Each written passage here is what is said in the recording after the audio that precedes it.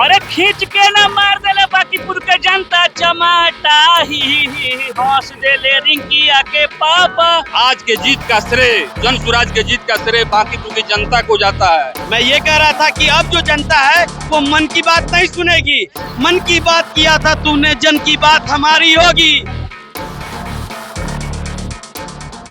देखिए हम मौजूद हैं वहां जहां प्रशांत किशोर जिस होटल में रुके हुए हैं और यहाँ पे जश्न मनाया जा रहा है। जश्न इसलिए मनाया जा रहा है क्योंकि बाकीपुर सीट में जो 10 राउंड पार हो गया है उसमें प्रशांत किशोर लीड कर रहे हैं। कहा जाता है कि इस सीट पे नजर टिकाना भी गलत है क्योंकि भाजपा कभी हार ही नहीं लास्ट समय से, और आपको पता है कि यहाँ से कोई स्ट्रॉन्ग प्रत्याशी उतारता भी नहीं है। और आपको बता दें कि तेजस्वी यादव ने भी ज्यादा ध्यान नहीं दिया। उन्होंने कहा जो जीत रहा है जितवाइए। अब राजद वाले भाजपा के समर्थन में तो वोट डालेंगे नहीं, तो वो समझ गए कि प्रशांत किशोर को वोट डालना है।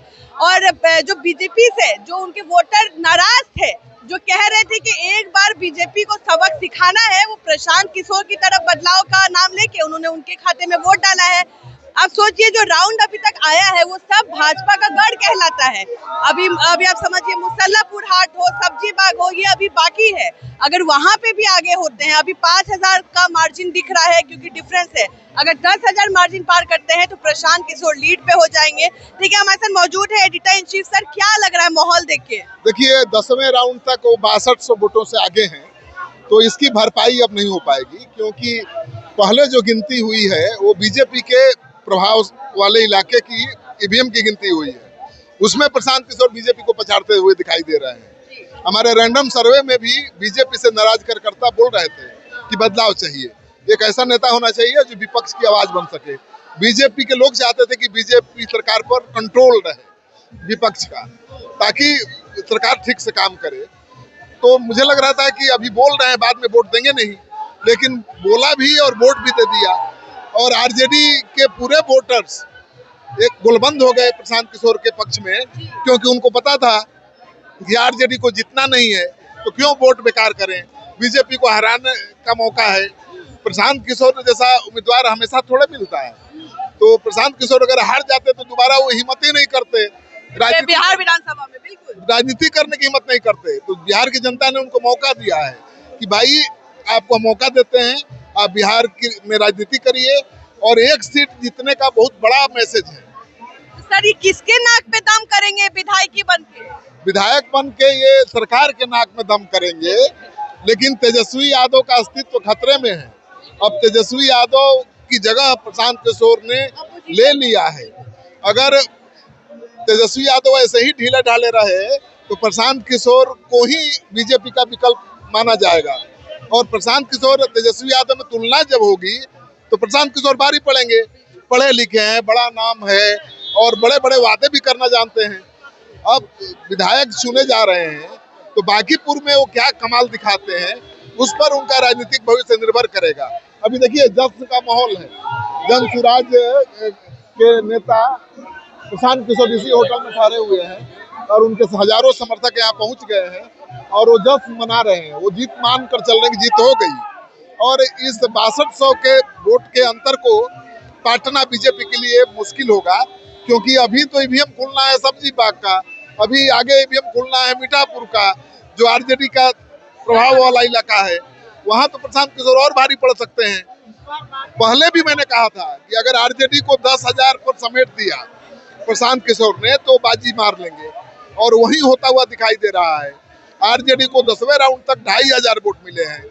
मैं तो 10,000 कह रहा था, लगता है कि 5,000 पर समेट देंगे। तो 5,000 पर आरजेडी का समेटना, बीजेपी के वोट बैंक में 38% से ज्यादा संदमारी होना प्रशांत किशोर की जीत की वजह बन सकता है। क्या कहिएगा? बोलिए बोलिए बाबा। मेरा ज्यादा कुछ कहना नहीं है। मैं सबसे पहले धन्यवाद देता हूँ बाकीपुर की जनता को। आज के जीत का श्रेय, जन स्वराज के जीत का श्रेय बाकीपुर की जनता को जाता है।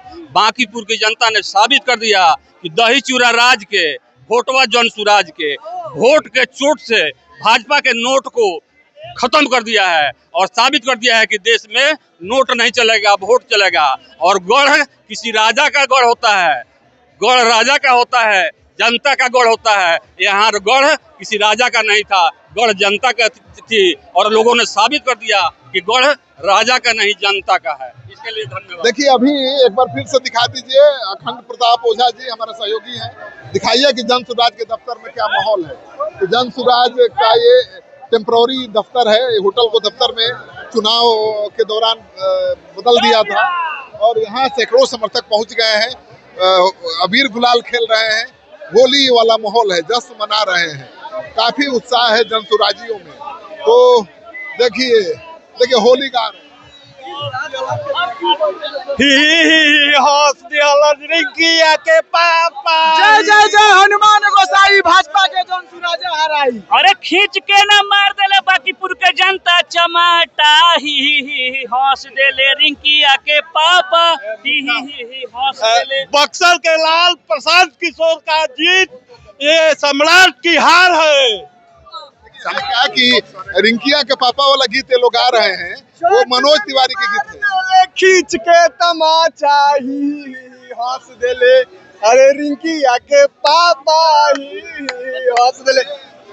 मनोज तिवारी का गाना है, अब मनोज तिवारी के गाने को गुनगुना रहे हैं जन सुराज जी और उसी को हथियार बना के चिढ़ा रहे हैं बीजेपी को। तो ये जश्न का माहौल है, दफ्तर में सैकड़ों जन सुराजी पहुंचे हुए हैं, अबीर गुलाल खेल रहे हैं।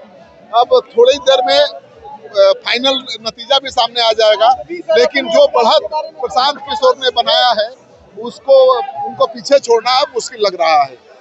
चलिए क्या बोलना बताइए। मैं ये कह रहा था कि अब जो जनता है वो मन की बात नहीं सुनेगी। मन की बात किया था तूने, जन की बात हमारी होगी। सिंहासन पे वही रहेगा जिनको जनता प्यारी होगी, जिनको जनता प्यारी होगी।